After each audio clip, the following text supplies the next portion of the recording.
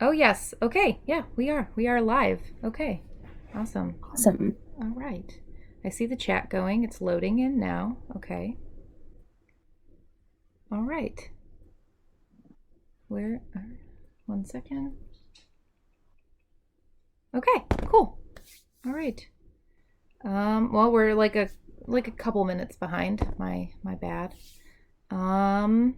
Okay. Sweet.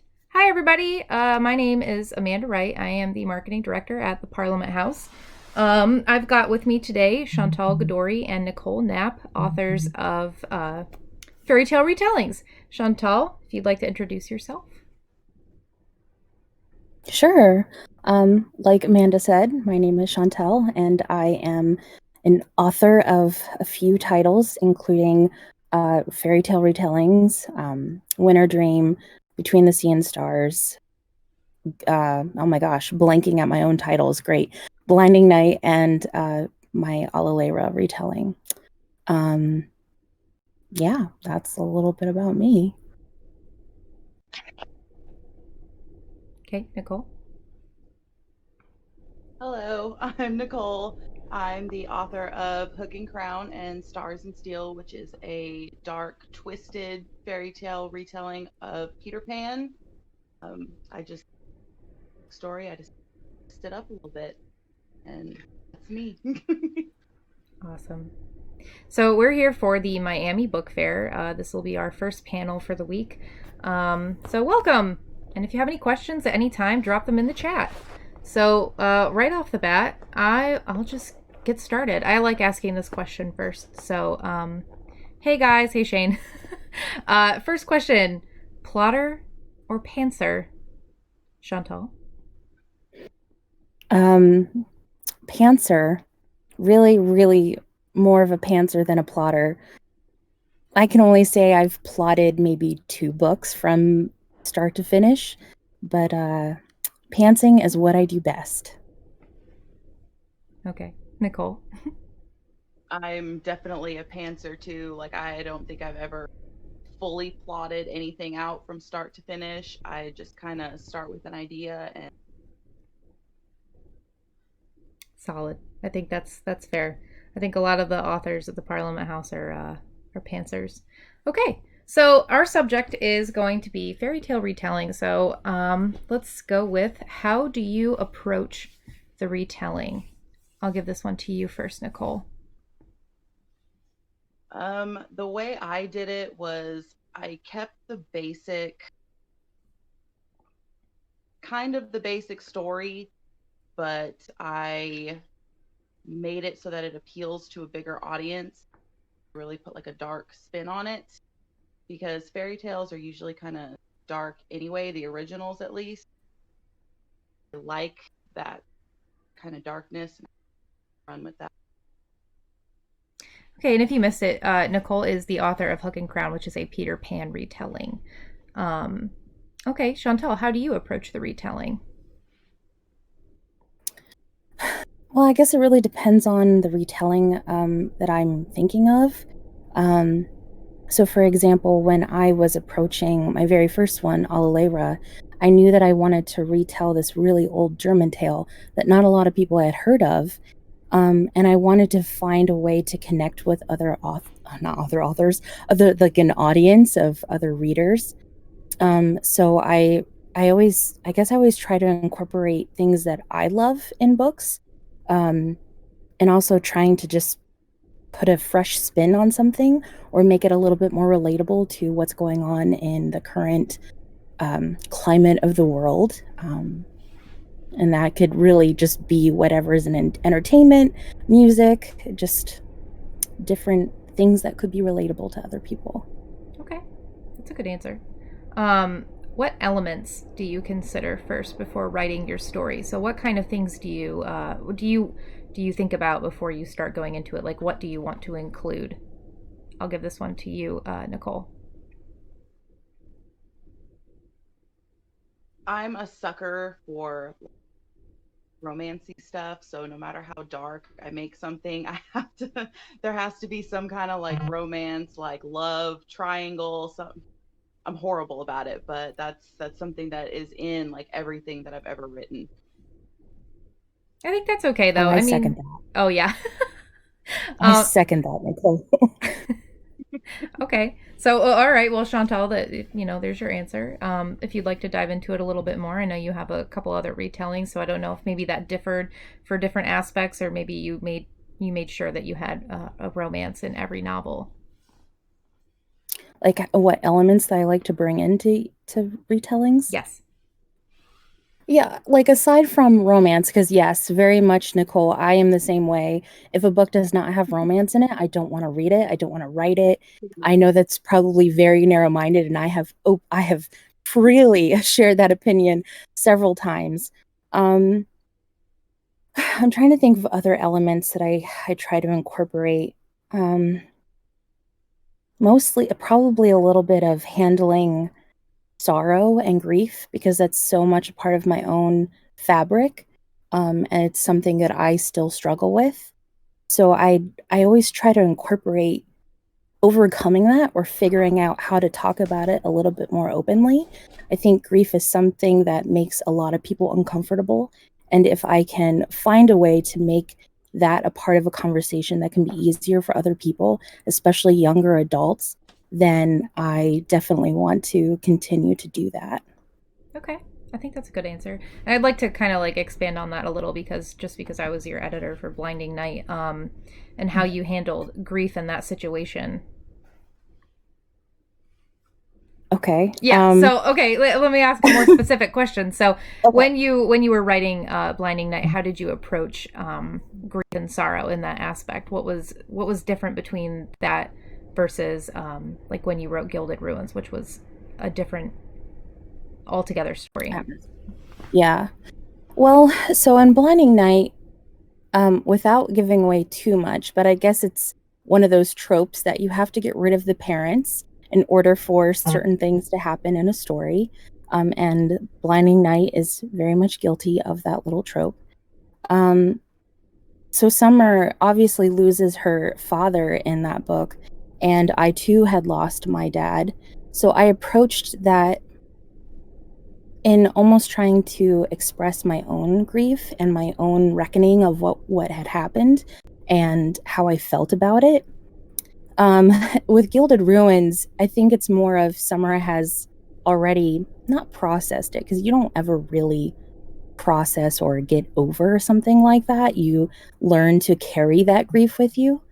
And I think Summer in that story sort of does. She just is learning how to live her life with knowing that her family is never going to be the same. Um, with Blinding Night, I actually took an opportunity to almost imagine what it would be like if I could talk to my dad again in a situation where Summer is talking to her father, who she sees in the underworld, and or dreams about him.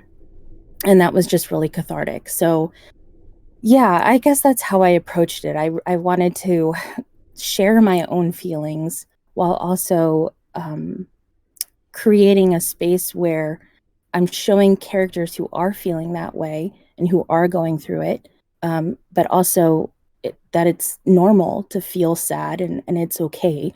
It will be okay. It's okay not to be okay. Yes, that's a good message. Okay, so Nicole, what other themes did you include in Hook and Crown when you were writing it? I kind of did the same thing with the grief thing. Maybe not so much grief, but a lot of what stemmed the story was I went through a really bad divorce and I was in like a really dark place at that time. And I think a lot of Elena, the main character in Hook and Crown, a lot of her emotions kind of mirrored my own at that time. Like I started Hook and Crown where she was kind of, like just kind of over it, done with it, not just trying to start over, which was what I was doing. And then kind of ran with that a little bit just because a lot of my writing mirrors what I'm feeling at the time. And as much as I hate that and love it at the same time, that's just my writing is just governed by my emotions. I think that's, I would say, fair for most authors. When you speak to them, depending on like where that novel is, you can sort of pick up on those emotions, and they exist in, it's a therapeutic way, but yes. Okay, so also as part of like writing and doing the retellings, you're pulling from characters who already exist, and you're maybe inserting something new about those characters. So for you, Nicole, I believe Elena would be your Wendy character. In a way, yes. Like she kind of takes over the main, like, female character. Mm-hmm. And I guess you would say that she'd be like the Wendy character, but then I also kind of included that character elsewhere in the story too. So just kind of a different take on. Okay, so in going on characters, since you are pulling from the source material, how did you change those characters in order to fit into your story? Since you did, of course, have Peter Pan and you have Hook, and we know their backgrounds already. So how did you taking those characters and what they were before and move them into something new?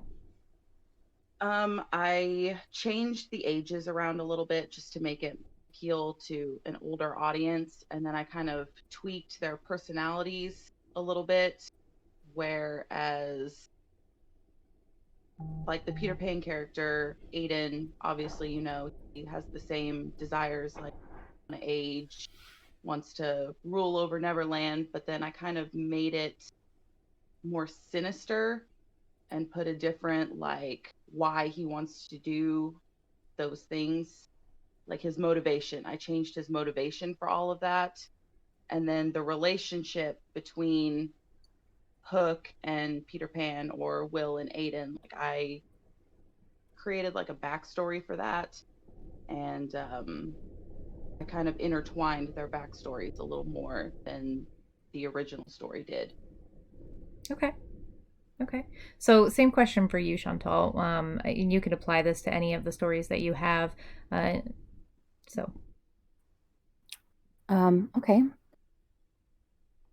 I guess I would apply that to Winter Dream most easily.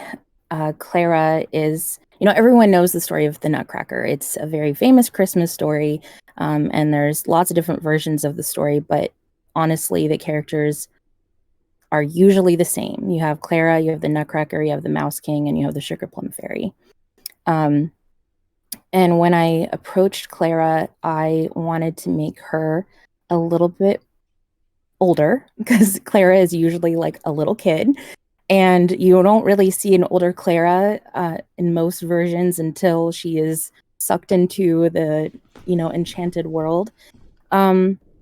So I wanted to make her a lot older, and I wanted her to be tackling things that she would be facing in the 1800s. I didn't place it in Germany, so that was a little different. I did place it in Russia.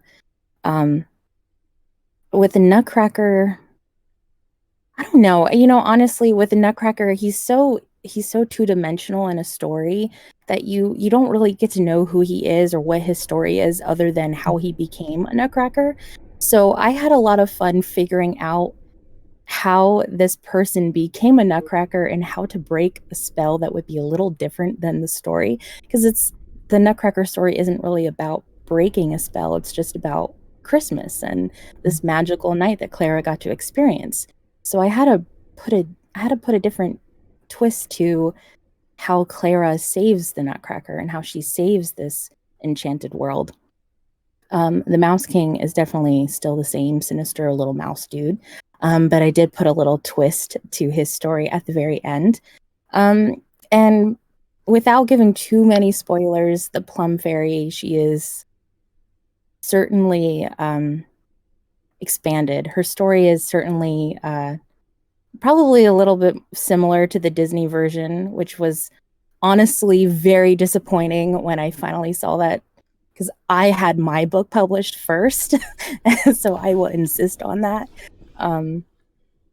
I guess the same that Nicole said, changing motivations is a big key element of doing a retelling. You have to sort of make your own and apply it to the story where it's believable.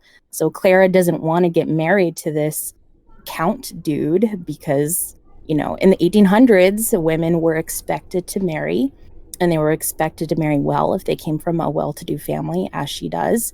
And, I have to keep in mind that I am writing this for an audience that is living in 2020 or 2019 at the time. And obviously, we have very different opinions of women's rights now versus then. But I also wanted to shed some light on that element, that time period, while giving Clara a little bit more of a modern mind, where she's not afraid to speak her mind. I don't know if that answered the question. I feel like I'm rambling. No, I think that touched on it. You discuss, like, of course you want to take those characters, those origins, because you don't really have a lot of origins. So for you, Nicole, you had Peter Pan, and we know Peter's backstory. It was just that he fell out of his pram. He never wants to get older, and he just stays a boy, and he's very childish in that aspect. So what you did was you took that character and you aged him up a little bit, and of course you intertwined his backstory with the character that would be Hook. And I've seen that in largely in like other retellings that I've read as well. So like Hook, and then Christina Henry's Lost Boys, and those are two very other popular novels as well. So, and for you, Chantal, for Winter Dream, and of course was an editor on that one too, so I know what you're talking about. And taking those characters and certainly applying like a different setting for them. So where you have the 1800s, Nicole, you have more of a modern retelling.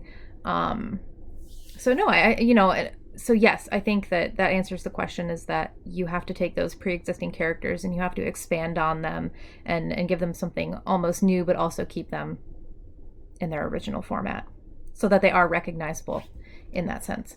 So yes, you did. You answered the question. Very well done. All right. So I am actually curious. We can touch a little bit more on themes as far as like what appears in your novel, and like, so for example, something recurring would be magic. Fairy tale retellings, they are always rooted in some kind of magic. And I'm curious as to like why most stories are like that. Why in their original form magic was such a key element. So what would magic in this sense represent in both of your novels, or in your novels, Chantal, and in your you do have a second novel coming out, Nicole. So what would that represent for you guys in your stories? And I'll give this one to you, Nicole. Well, I feel like fairy tales kind of have magic in it because, they're for kids, and kids find, magical stuff fascinating.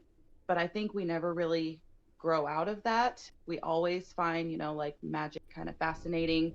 Everybody, would have spells or magic or any kind of like supernatural, paranormal kind of stuff like that, just because we tend to believe in things even if we can't see them, or we wish existed.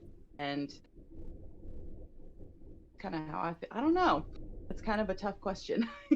So I guess for you, when you were writing your novel, considering what Peter Pan is, and there's a little bit of magic behind that. I mean, obviously, he's in Neverland, and that's sort of rooted in it, and you have fairies and everything like that. So how does magic present itself in Hook and Crown?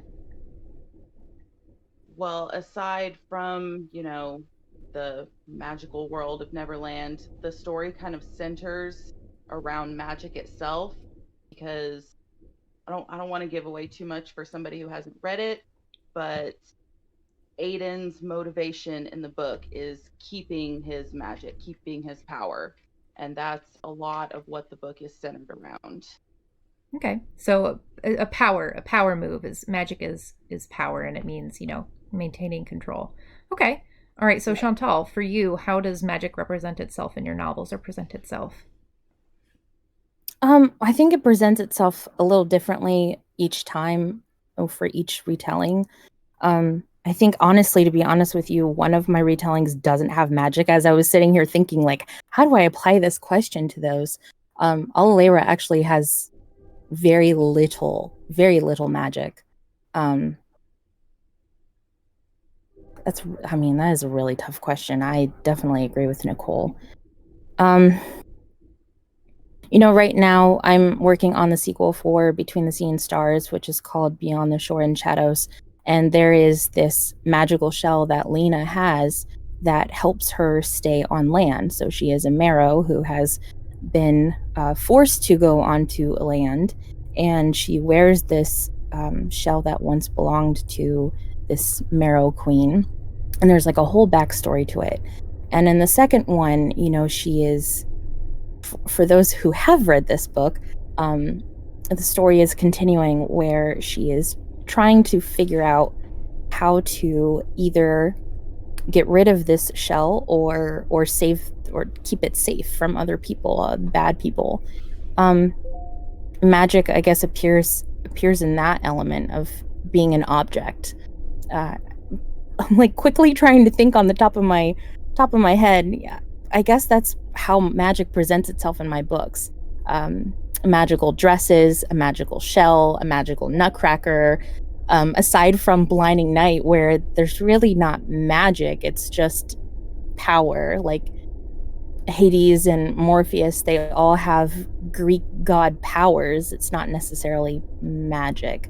But I guess if there was a theme to that, it would be objects. Okay. I think that's fair. If that's how magic, it presents itself, or it's represented in your novels, it's present in the objects that are there. So I think that's applicable. Yeah, I know it's a kind of a tough question, but got to ask the tough ones sometimes. All right, we'll move on to something a little bit easier, maybe a little bit more exciting. So we see so many retellings on television and in other books, but how have those influenced your writing in a way? So I'll give this one to you, Nicole. I've always really liked retellings, and the more that I like read them and watch them on, TV, movies, stuff like that, I'm like, you know what? I could probably put my own twist on them and just do a whole new kind of story, but following the same story, but putting my own twist on it. And that's some of my favorite things to read and watch is retelling. I think that's why I'm so drawn to writing them. My favorite, genre to even read. Okay. All right. So Chantal, same question for you. How have those shows, or and even if you wanted to talk about like what shows have influenced you, like what heavily influenced Hook and Crown and at that time, or while you yeah, go ahead. So Once Upon a Time, the TV show, that's my favorite show of all time. And I think it's because it's the fairy tales all mixed together, all just retold in a completely different way. And the Neverland season was my favorite, and I was watching it as I was writing the book, and I was like, this is it. This is the whole kind of vibe I'm going for right now. And they did put a pretty good spin on that. I remember watching that season, and that was yeah, I liked it. So I yeah. All right, Chantal. So same question for you. How have those shows or even those books influenced you? Well, I can say that when I was a teenager, my very first retelling was Beauty by Robin McKinley, and then my second was East by Edith Patow. I remember reading those books and falling in love and being like, this is the book that I want to write. If I could be an author one day, this is what I want to write. And it never left me. It stayed with me through college when I was assigned to rewrite a novel, and that's when Alalera kind of came in, and that's actually when Seven Seeds of Summer, which is now Blinding Night, came to life. I wanted to do a retelling. I knew that I wanted to pick something that not a lot of people wrote about at the time. So that's where that came from. Influences that expanded from there. Music is a huge thing that has inspired me. Scores, a lot of scores from different movies. The Tudors was a huge influence, and The White Queen was a huge influence when I was writing Alalera. Um, I have too seen Once Upon a Time and The 10th Kingdom, and those were just things that I have always stored in the back of my mind when it comes to retellings. I grew up on Disney movies. I could literally probably say them verbatim every time I watch one. So I have a fairy tale heart. I mean, Disney World could literally just exist in my heart if it could, if that was possible. Um, so everything fairy tale related has somehow influenced me in some capacity, whether it's a movie, whether it's a song, whether it's wedding dresses that you see and you're like, oh yeah, I want my character to wear something like that. Um, I usually just take everything that I can and then store it in my mind somehow and keep it for later. Okay. Okay. I know that Once Upon a Time was a pretty popular show, but I remember talking to you about beauty and like what other books have influenced you. And I know even for you, Chantal, you probably don't like talking about it too much, but all of your K dramas, those all Oh sort of yes. yes, Yes, yes.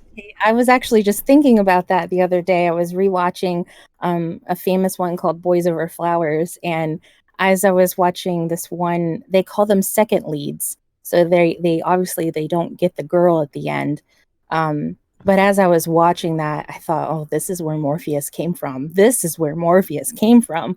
This is the character. So yes, K-dramas have certainly influenced the twists and the character personalities and some of the face characters as well.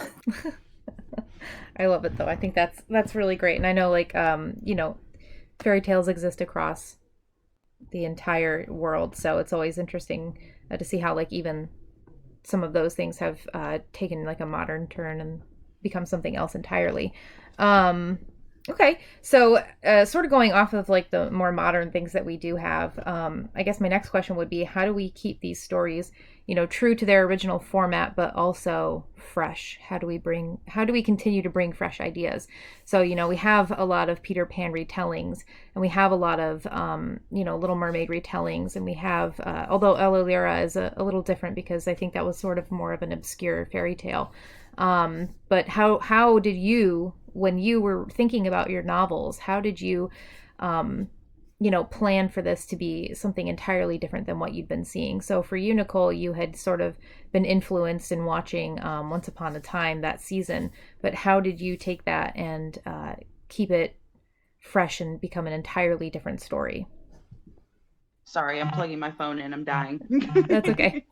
um, I really kind of kept it fresh by changing the backstory between the Hook and Peter Pan characters. I had never seen a retelling that did the Peter Pan story that way, and I really liked the idea of it. So I just kind of ran with that. Other than that, I liked making Hook and Crown more of like the power struggle and trying to keep the control, like I talked about earlier. Um, because most of the Peter Pan retellings or like the Disney version, it's kind of the same where he has his magic and he lives in this place and the Wendy character just kind of gets swept in. But I kind of liked changing his motivations to where he was like she didn't just end up there, he came for her and there was a reason behind that. And that's just kind of how I the story different. Okay, so remind me again, uh, where does it first take place, and then they transition into Neverland? It starts kind of like the original does, where she's in London, she's in England, and I wanted to keep that just because that's part of the original story and even the Disney version. And I changed her backstory and kind of told how she ended up there. And later on in the second book, which isn't out yet, but also kind of in the first one, I explained why the story centers around England or London, and then I included some other. as well. So Okay. I just kind of gave it a different take on how they ended up there. Okay. All right. So same question for you, Chantal. How did you, going into writing these, did you keep them fresh but also similar to the storyline originally? So I guess I could apply this mostly to Blinding Night because that would be a little bit more easier. Um, and it's probably because it's the most obvious too. So Blinding Night is a retelling of Hades and Persephone. What makes it different is that it's not set in ancient Greece. It's set in I think it was like 2017. So it's modern, and Summer is a modern girl. Um, yeah, I'm blanking like that. That's how I made it fresh and different, was that it's reincarnation. It's not necessarily Persephone herself. She is the reincarnation of Persephone, and Hades, or Darce, is the man who was looking for her and looking for the who is the reincarnation. Okay. Okay. And I mean, That's one. no, that's okay. I know, again, I could probably speak a little bit more on behalf of Blinding Night, so excuse me, Nicole. Um, but I guess for you, for Blinding Night, having read it, I know that you took, for characters, you did something completely different.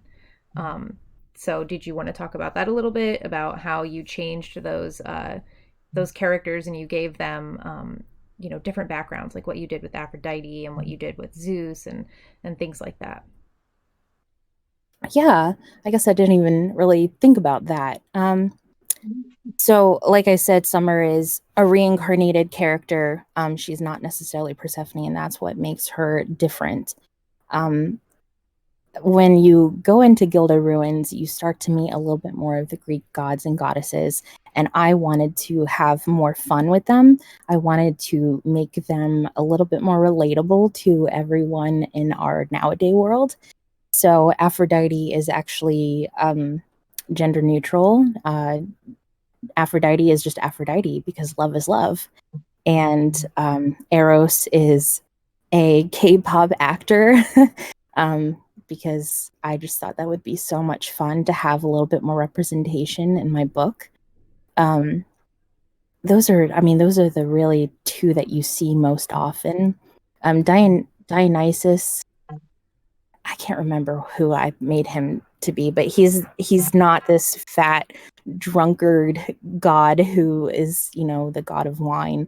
He's just this charismatic guy who likes to party, and he has a lot of fun with Eros and Aphrodite. Zeus and Poseidon, I think we all, when you say Zeus, the first thing that comes to mind is the big orange guy from Hercules. And I didn't want to make him be that way. I wanted him to be really cool and charismatic and just like this very elegant guy. Because who else, like if Darce is this very elegant guy and he's the god of the underworld, that would just mean that Zeus would have to be the same way. And the same with Poseidon. I think Leonardo DiCaprio from The Great Gatsby was my influence for both of them, to be honest with you, but mostly Poseidon. It seemed to fit him so well. I thought it would be important to change those characters, again, like I said, to make them a little bit more relatable to everyone. But I also wanted to have fun. I wanted there to be people in that book that Summer would see and recognize and relate, and not feel so intimidated by these gods and goddesses that she's only heard of or have read about. And she often finds herself being corrected. They're like, actually, no, this is not true. This is the truth. And, humans had to make it be this way because they're humans and they can't think for themselves.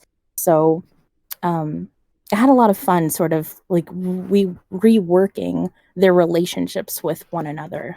Morpheus was probably the one that I really went over the line with, just because I really love Morpheus at my character. So he's the god of dreams, and he's supposed to be this winged god who mostly resides in the underworld. And I think most people would probably think that he looks scary and would be scary. But Morpheus is probably one of the most human gods that I've ever written. And he's just so compassionate. I love him so much. He's probably one of my favorite characters.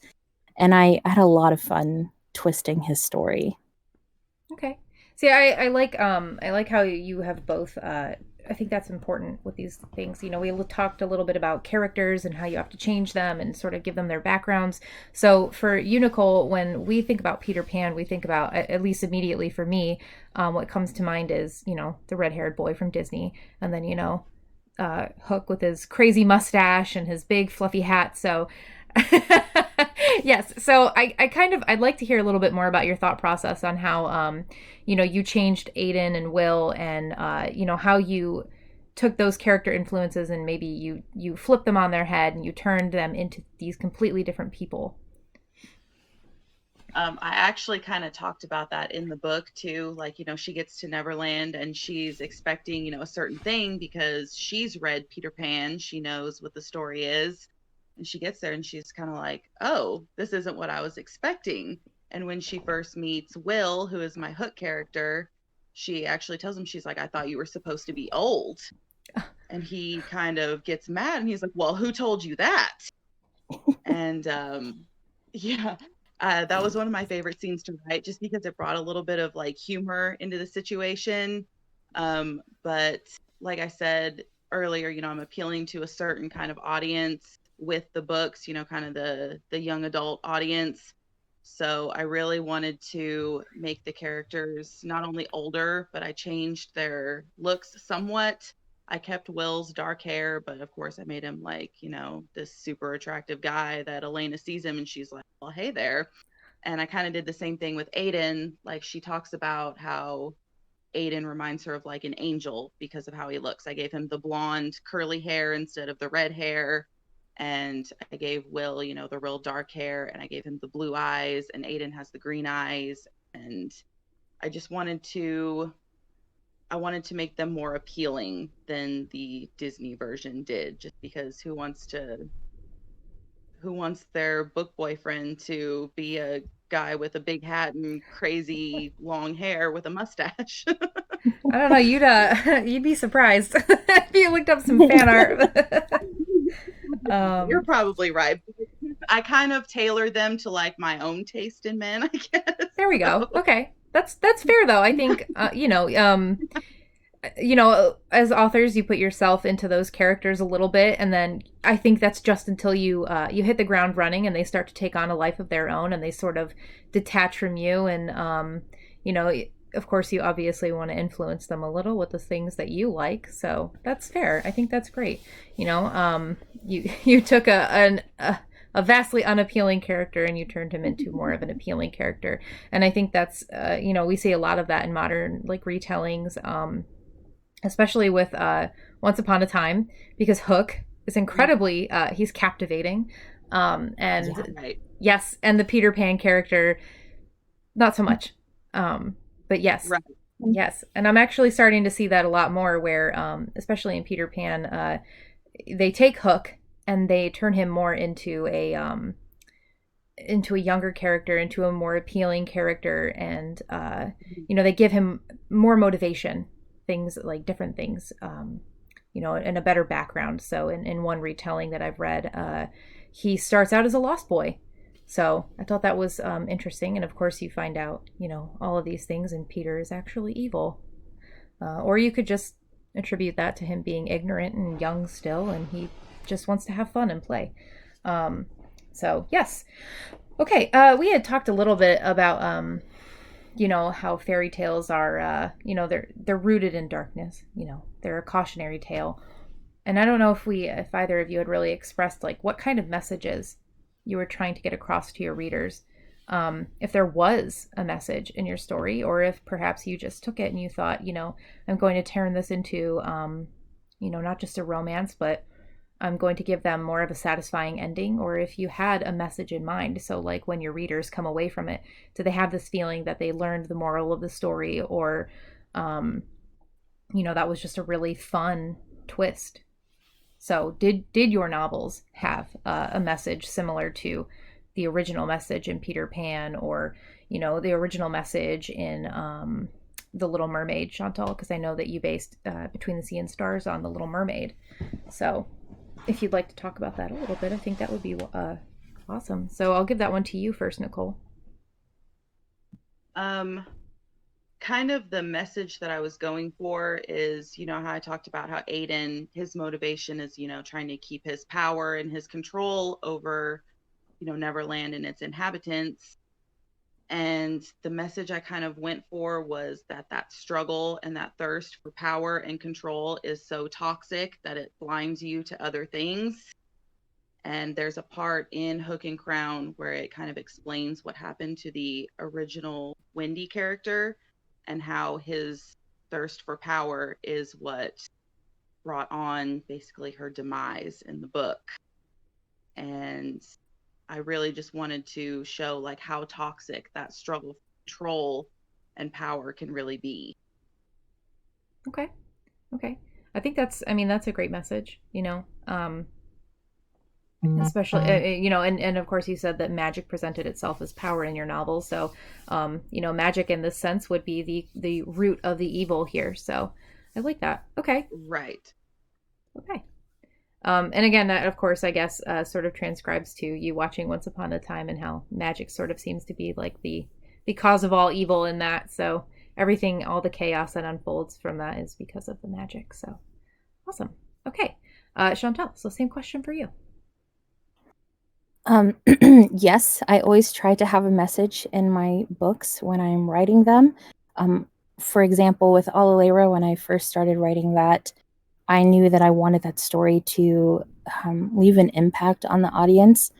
The Me Too movement had just begun, and it was a very important conversation to have. And I mean, the moral of the story there is, no matter what happens to you, no matter what horrible thing you've endured, that doesn't make you, like, that isn't a label you have to wear and be ashamed of. You are more than just what's happened to you, and you can be more. I think there was one thing that you've actually said in the past to me that's always stuck with me, is that at times I think we as people can be very comfortable with the sorrow or the mishap that's happened to us, and we just label ourselves that way. And it's very important to get yourself out of that. It's very important to remember that you aren't just, oh no, we've lost Nicole. Uh-oh. Oh no. Okay. Oops. Technical difficulties. Let's see if we can get her back in here. Oh no. Well, go. I'll keep. Oh wait, there she is. Okay, she's back. Okay. Okay. I died. I thought I was charging and I wasn't the whole time. Oh no. Oh no. Well, welcome back. We're good now. Welcome back. All right. Okay. Sorry. Go ahead, Chantal. Finish. It's okay. So, you have ways label that you place on yourself, or you don't need to be ashamed of it. You can be more than what's happened to you. With Between the Sea and Stars, I think the moral of that story is to be grateful for what you have. At times you think that there is going to be something better on the other side. And in Lena's defense, there is more adventure for her beyond the sea, and there is more of a life for her beyond the sea. But I think she also learns that you can't always romanticize the things that you don't know, because it might not be exactly what you think it is. So I think that's definitely a moral that I needed to learn as well. And that's why I had Lena learn that lesson too. For Summer, her moral of her story is to just not be afraid to go out of your comfort zone, to live, to not be afraid to live. I think Darce really teaches her that. And I think Morpheus too. Both of them really teach her to be okay to come out of her comfort zone, and to take risks, and to live, not to not be afraid to do that. And I think the loss of her dad also teaches her that too, which is something that the loss of my dad has taught me, is to live. Winter Dream, I think that was just a fun story. I'm sure that there's some sort of takeaway, women empowerment, where Clara is like, no, I'm not going to marry this man. I'm going to do what I want to do. And all the power to her. That's exactly what I wanted her to have. So I don't know if there's necessarily like, this is the moral of the story. But I hope that when people read that, they feel like, heck yeah, Clara kicked some butt. And I think that's the biggest takeaway. And sometimes it's just even a small, a message along those lines. It doesn't have to be such a grand thing on such a large scale. It could just be as simple as, absolutely, if you don't want to marry this person, don't marry this person just because. Okay, and I did skim over this question, and writing about our 45-minute marker, and I want to leave some time for questions. If anybody in the chat, while I ask my last question, if you have any of your own, please drop them in the comments, so that I can ask our authors here before we wrap it up. So my final question is, obviously you have to do some research when you're doing when you're writing any novel. You should do some level of it, but with fairy tales, you have to look into the original story and perhaps even the other retellings, or the game of telephone. Things change over time, and so you have to go back to the original as far back as you can. So while you're doing I guess my question would pertain to the research that you do. What do you do to prepare for a fairy tale retelling, and how much time do you spend researching the original story and perhaps even the other elements that you'd like to include? So Nicole, I'll give this one to you. I spent a good couple months before I even started the writing process with Hook and Crown, reading and rereading every version of Peter Pan and all its retellings that I could find. I watched every version of the movie I could find. On top of that, I had to do a lot of research for like ship parts and nautical terms, because a lot of the story takes place on the Jolly Roger, which is a pirate ship. I had no idea what I was talking about. I'm like, oh yeah, that side over there, that piece of wood. So I had to really like research the proper terms to use for that. Plus, I did some research on England and London itself, because I personally have never been there, and the story starts off there. I wanted it to be as accurate as I could get it. Okay. I think that's that could have been an exciting binge read, and watching all of the different versions. Right. Yeah. I think my personal favorite was the 2003 version. Broke my heart. I loved that one. Yes. Oh yeah. Yes. That's my favorite. Oh yeah. I still have the the DVD, and I think I recall watching it like 3 or 4 times in 1 week. So we won't get into that, but all right. Chantal, so for you. I can very much echo the same sentiments that Nicole mentioned. Rewatching movies, I tell you, I watched, because there's so many. So my process is that I get a notebook and I will just start to research whatever it is that I need to research with the story. With Between the Sea and Stars, I knew that I wanted to have it in the ocean, and what sort of wildlife lives in the ocean, and if it's in Denmark, then what ocean is that, and what lives there, and how cold is it? And with Alaleira, I remember looking up dresses, and do Renaissance women wear underwear? And it was just like random things that I felt like I needed to know. Blinding Night, I think I had the most fun with Blinding Night, because I too had to do a lot of research on Greece and Athens. And I pulled up my Google Maps, and I literally had the little guide drop down into the road, and I explored the heck out of Athens, and I found where I wanted Summer and her dad and her mom to live in an apartment. And when Darcy and Summer later go on a date later in the book, I looked up that place. I looked up restaurants. I looked up menu items. Like I really tried to submerge myself completely into that world. Winter Dream, yeah, like I said, I just watched a lot of ballet and listened to a lot of ballet and drank a lot of hot chocolate and sat in front of a Christmas tree. I can't tell you for how long. I think there is actually a picture of me with my Christmas tree like in August, September, where I was like, I'm writing Winter Dream. And people were like, you have a Christmas tree up. And I'm like, yes, it just helps with the atmosphere. So I did a lot of research for a lot of those books. Okay. I think it's funny. I have my Christmas tree up. We had it up for a year now, so you're not alone. We never took it down. All the politics. All right. Okay. So that's awesome. You know, I almost dread research most of the time. I just feel like I want to fly off the handle and just write whatever. But yes, I love it. Kind of sounds to me like you were both tourists in a way, and you just kind of had to get the lay of the land.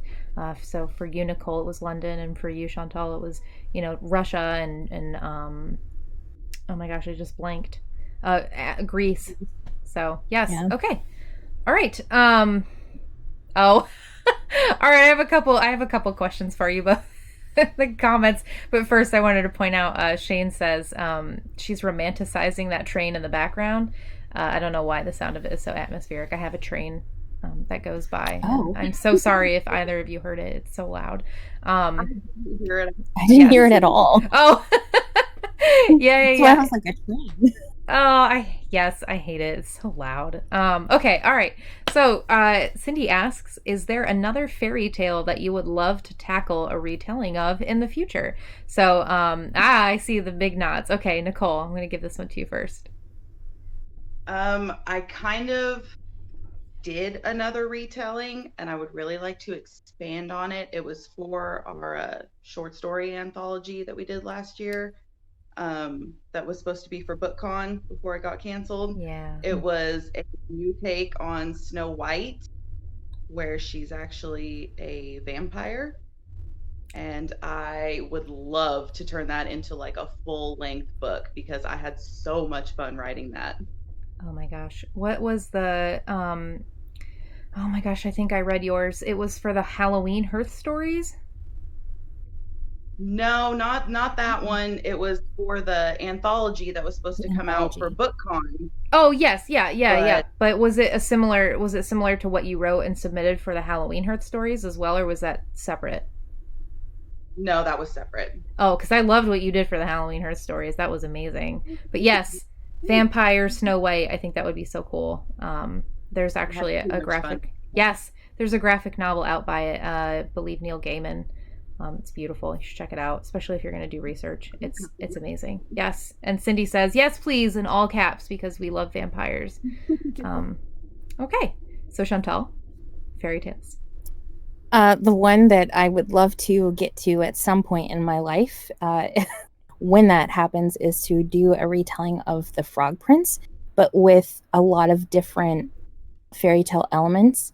So just like The 10th Kingdom or Once Upon a Time, there is a magical book that someone would travel through, or kind of like the never-ending story. But it starts off with the Frog Prince, and this girl, her sidekick is going to be the Frog Prince, because I thought that would just be so clever and so cute, kind of like Shrek. And then it just having this wonderful fairy tale element to it. I don't really know what it's going to be about, but that's what's been living in my mind for about a year. Okay. I'd love that. I think between the two of you with a vampire retelling and the Frog Prince, that would be really cool. I'm waiting for more like Swan Lake or something like that. I love it. Okay. All right. So Shane asks, what specific element of classic fairy tales do you think transcends the decades and still resonates with readers today? And do you think your versions will do the same? And how will your stories age? So I'll give you a minute to think on that, because I can see you've both put your thinking caps on. That's a good question, Shane. That was great. Wow. Well, so if I can steal this one, yeah. To start, I think that the two fairy tales that have transpired through time would be 1, Cinderella, and 2, Beauty and the Beast. And Cinderella, because this poor girl who is mistreated overcomes that horrible obstacle and ultimately wins the prince and this wonderful, happy life. Or we hope she has that happy life. And I think there's that magic of I am a poor person becoming rich or getting to have the things that I've always wanted to have. And I think a lot of people can relate to that. We're all at one place in our life and we want more, or we hope to have this wonderful thing happen to us. And when we see that happen for other people, it's 1, relatable, and 2, it helps us continue with that hope. And 2, Beauty and the Beast, it's seeing the person for who they are rather than their appearance. I think that is a theme that has gone across time. I think that's something that we all like to say, like, looks don't matter, it's what's in your heart. And I think there's always that key, again, the key element is hope. So both of them have this very important message of hope. And from the you can hope that someone will love you for who you are rather than what you look like. And I hope that my stories can certainly continue on with that, because I think Nicole and I both have books that have hope as a message, and I think when you have that, I think that's the most relatable thing. Like, hope is probably one of the most powerful things in this world. When you have hope, then you can have anything. Oh, I liked that. It was very nice. Thank you. Okay, Nicole, how would you like to answer that question? Okay, so I'm gonna take my answer in like the total opposite direction. That's okay. That's okay. The fairy tales that I think kind of go, they last through time is, I might be a little biased, but Peter Pan, and then also Alice in Wonderland. And I think both of those have gone on for so long and have had so many different versions written of them, because they talk about escaping the real world, like escaping your real world problems to go to, this fantasy land where, anything is possible pretty much. Because I think deep down, sometimes everybody kind of wishes that they could escape, the problems of the real world and go to this place where none of their problems will exist. But in all of those books and stories, it kind of, you get there and things aren't always as they seem. It's not always as good as you think it's going to be. The grass isn't greener on the other side. And I think that's just kind of why those have been redone so much, because I feel like everybody kind of thinks that way at some point. Oh, absolutely. I think that's even applicable to, that's the whole point of picking up a book, is to escape reality for a short period of time, just to dive into somebody else's world. And, that's, I think, just with the way that things have been recently, that's been like the most tangible form of escaping realism, is just finding a good book to invest in. And, of course, you always want to revisit those favorite characters. And I think that's also the appeal of retellings as well, as, you're revisiting these old characters that have been around for so long, and, you're getting like a completely different face on them. So, yeah, those were great questions. Wow. Yes. Thank you, Shane and Cindy, for posing that. That was very thoughtful, I think. Okay. So we are going to wrap it up. We're hitting the hour mark. Thank you, Nicole, and thank you, Chantal, for coming and talking. And we were supposed to start at 12:30, but I appreciate you both pushing this back to 1:30 so we could work this out on our details. And for anybody that is missing this chat at the moment and they tune in last minute, we're going to have this posted on our YouTube so you can revisit and watch all over again. And you can check out Nicole Knapp's book, Hook and Crown. She does have a second novel coming out. Remind me again of the title for that one, Nicole, please. That one is Stars and Steel. Thank you. Stars and Steel. So you have Hook and Crown and Stars and Steel, and you can access those through Amazon. And you can also purchase them through the Parliament House website. Chantal is the author of Blinding Night and Gilded Ruins. She also has Beyond the Sea and Stars. She's working on the second novel for that. And she also has Elulira. So if you want to catch up on some fairy tale retellings, you've got a whole spread. You've got plenty to dig into. But yeah, okay. And this was our first panel for Miami Book Fair. So thank you both again for chatting with me about fairy tales. I had fun. I did too. Thanks. All right. Thank you for having me on. You're welcome. Okay. All right. Well, we're going to sign off, and we'll see you tomorrow when we talk about steampunk and fantasy with a couple other authors through the Parliament House. That's all we're doing is we're talking to the Parliament House authors. So you'll get your fill of us. Okay. All right. Bye, everybody.